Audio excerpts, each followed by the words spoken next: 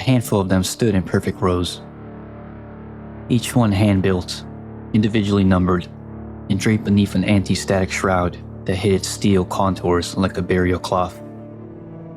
Technicians whispered about them as they passed, calling them the first true soldiers of a new era. Forged in 2003, these machines were CRS's bold experiment, a first-generation autonomous ground offensive unit, capable of acting without a human hand to guide it. Cyber Research Systems had long dreamed of creating a fully bipedal combat machine, something that could stride across a battlefield like the soldiers it was built to replace. But reality proved harsher than ambition.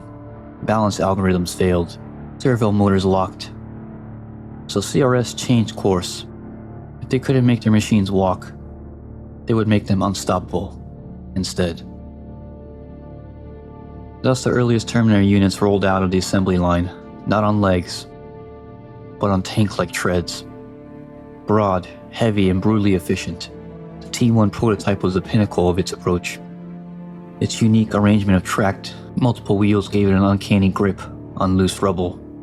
Combined with the raw speed of a wheeled system, the T-1 became a creature built for war zones, where roads no longer existed.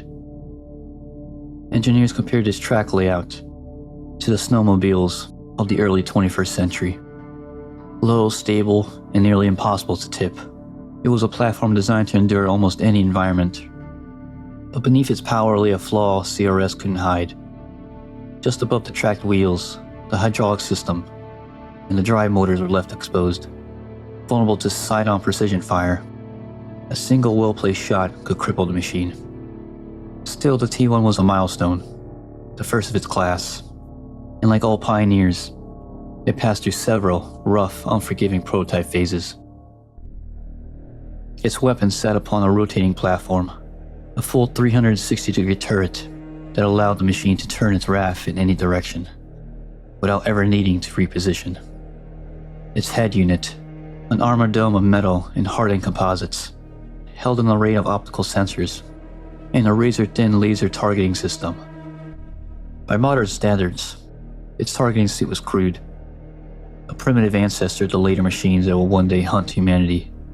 But in its time, the Series 1 was revolutionary. Its auditory pickups could isolate voices and footsteps through chaotic gunfire. Heat sensors painted livid bodies as bright signatures, even in darkness. Motion detectors snapped instantly towards anything that dared to move. However, the sensor package was basic. Too basic. A still human, silent and unmoving, could slip past its notice. Those who knew its weaknesses learned that heat could deceive it as well. A survivor crouched behind a small fire or any hot surface would blur into the background, their thermal outline lost in the glow. Moving on to its frame, which was covered with armor plates thick enough to shrug off small arms fire and withstand the chaos of urban combat.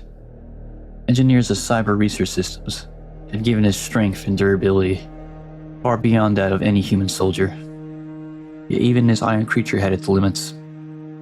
Heavy artillery could still tear through its defenses, and beneath the armored shell lay another vulnerability that CRS could never fully eliminate. Its internal systems, motors, circuitry, hydraulic lines, were not completely shielded. A precise strike could cripple what sheer firepower could not. Most dangerous of all was the head and neck assembly, a narrow column of exposed joints, wiring, and delicate sensors. The machine's extended arms, too, carried open bundles of cabling that begged for a lucky shot. These flaws were hidden, at least at first, by the T-1's natural posture. It was usually deployed in a compact crouch, its frame low to the ground, weapons stowed tight against its body. But when a target was identified, when its sensors locked and its combat logic awakened, the machine would rise. Metal groaned, servos whirled, and the T-1 unfolded to its full height, towering nearly 8 feet above the battlefield. In that moment, with its guns deployed and silhouettes stretching into the smoke-filled air, it became something truly terrifying. A mechanical predator, unmistakable and unforgettable to anyone who survived seeing one stand. Cyber Research Systems engineered it with a single philosophy: deliver overwhelming firepower, in the shortest possible time. On the battlefield, the Series 1 did exactly that, carving entire ranks of enemy troops into silence with sweeping torrents of heavy, rapid-fire munitions. Its maneuverability made it even more terrifying. The tracked undercarriage allowed it to glide quickly across rubble, sand, or open concrete, repositioning with surprising speed for a machine of its bulk. Time would push newer, smarter, deadlier machines onto the assembly line of Skynet, but the T-1 never vanished completely. Even as an antiquated model, it retained its brutal efficiency that Skynet found useful. During the future war, the machine continued to roll out T-1 units to guard the vast industrial complexes, patrol open killing fields, and secure areas where wide approaches left intruders with nowhere to hide. Old, yes, outdated, perhaps, but on the battlefield, the Series 1 remained exactly what it was designed to be: a relentless, unblinking engine of destruction. On July 24th, 2004, deep within the Cyber Research Systems complex at Edwards Air Force Base, the dormant ranks of the Series 1 sat in their bays, silent, cold, and waiting. Then the TX arrived with its nanotechnological transjector. It seized the automated heart of the facility, rewriting command codes and overriding every safeguard CRS engineers had ever built. One by one, the T-1 units stirred, optics flickered to life, servos locked. Targeting lasers traced across the walls like blood-red veins. Within moments, the machines were alive. When the first Series 1s rolled forward, the humans in the control rooms barely had time to scream. The TX's reprogramming had been absolute. Every identifying marker labeled human was now interpreted as target. Engineers, officers, and even the architects of Skynet's creation were gunned down where they stood as the T-1s swept through the facility in rotating arcs of fire. In less than an hour, the complex fell silent again. The humans are gone. Only the machines remained. In the chaotic months following Judgment Day, Skynet wasted no time expanding its war machine across the globe. One of its earliest strongholds rose in the cold wilderness of Russia, a newly constructed Terminator factory. To guard this iron womb, Skynet deployed T-1 units. The machines patrolled the perimeter with mechanical precision, their track platforms grinding through frost and debris as easily as sand. No warning was given to those who wandered too close. No challenge codes, no hesitation. Intruders were classified as threats the moment they appeared. When part of the Groshkov crew appeared, they never stood a chance. The T-1s opened fire without mercy, cutting them down in the drifting snow before the crew even understood what they were facing. Rumors spread across the scattered human survivors. These machines were everywhere. And in those early days of machine uprising, that was largely true. T-1 was the only confirmed ground combat unit Skynet fielded at the time. Its first soldiers, its first enforcers. Rolling unopposed across ruined landscapes, Skynet's global takeover began. By 2018, long after more advanced hunter-killers and infiltrators had taken center stage in the war, the T-1 still endured, though obsolete by Skynet's newer standards. They were no longer deployed in roaming patrols like they once had been. Instead, Skynet reassigned them to high-value locations: automated prisons, industrial yards, and critical facilities such as Skynet VLA, Skynet Central. There, their reliability and simple, unwavering logic made them ideal gatekeepers. The T-1 did not question, did not hesitate, and did not fail to fire. Most surviving resistance fighters believed the machines had been fully retired from the frontline combat. They hadn't been seen rolling through open battlefields in years, but some details told a different story.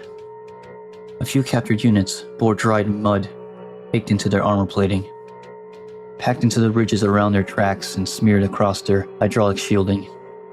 It was a small clue, but enough to suggest the truth. Skynet still deployed the old war horses beyond the walls of its compounds, though only limited in specific roles. During the assault on Skynet VLA, resistance fighters believed they had mapped every patrol route, every turret blind spot, every machine they could face. What they did not expect was the water. As John Connor and his tech comm teammate, Advanced through the flooded surface trench. The surface rippled. Once, twice, before a surge of metal erupted from beneath. A T-1 burst out of the murky water, tracks spinning and weapons unfolding as it locked onto their heat signatures. Its laser targeting beam cut through the misty air, painting the walls with a crimson slash, attempting to funnel the fighters into a crossfire trap. The trench became a storm of ricochets and shattered concrete as the T-1's guns hammered relentlessly. But Connor had survived too many machines to be cornered by an old model. He and his teammates split, flanking the T-1 from opposite sides, loading everything they had into its exposed hydraulics and sensor cluster. Sparks flew. The machine shrieked in grinding protest. With the final, catastrophic burst of fire, the T-1's head assembly snapped, and the machine toppled backward into the water from which it had risen. The term HK tank, sometimes called a ground HK, or by its full designation, the Cyberdyne Systems Series G tracked autonomous fighting vehicle, came to describe an entire class of Skynet's hulking ground-based hunter-killers. These machines, from towering armored behemoths to fast-moving track predators, formed the iron backbone of Skynet's ground forces, each designed for one purpose: to hunt and eliminate any human that dared to resist. Evolving from the crude brutality of the original T-1, the HK tank became one of Skynet's most imposing ground war machines. An iron giant rising several stories above the battlefield, its silhouette was vaguely humanoid, as if Skynet had sculpted a nightmare from steel. A rotating, conning tower-like head that swept across the terrain.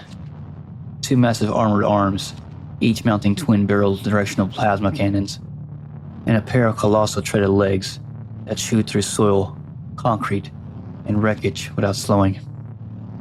Every movement of the HK tank announced its presence with grinding thunder.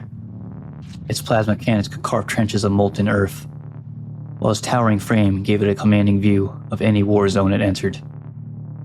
Yet even these monsters had weaknesses.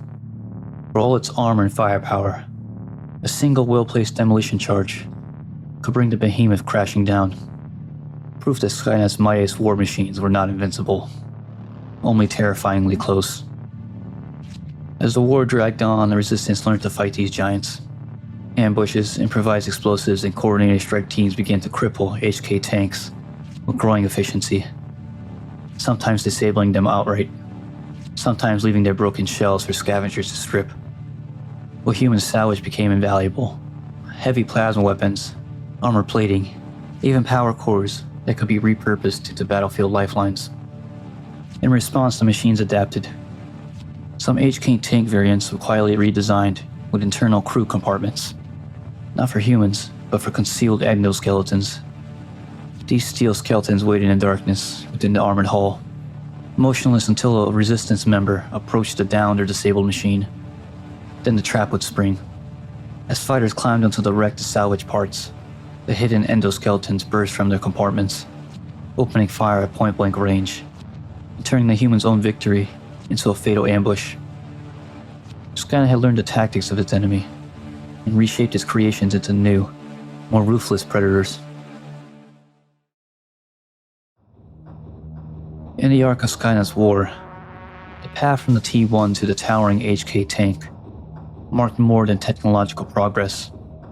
It charted the machine's growing understanding of humanity. What began as crude, track prototypes became towering plasma-armed behemoths, and later, cunning traps armored in steel and filled with hidden endoskeletons. Each iteration reflected Skynet's cold logic: adapt, escalate, and eliminate.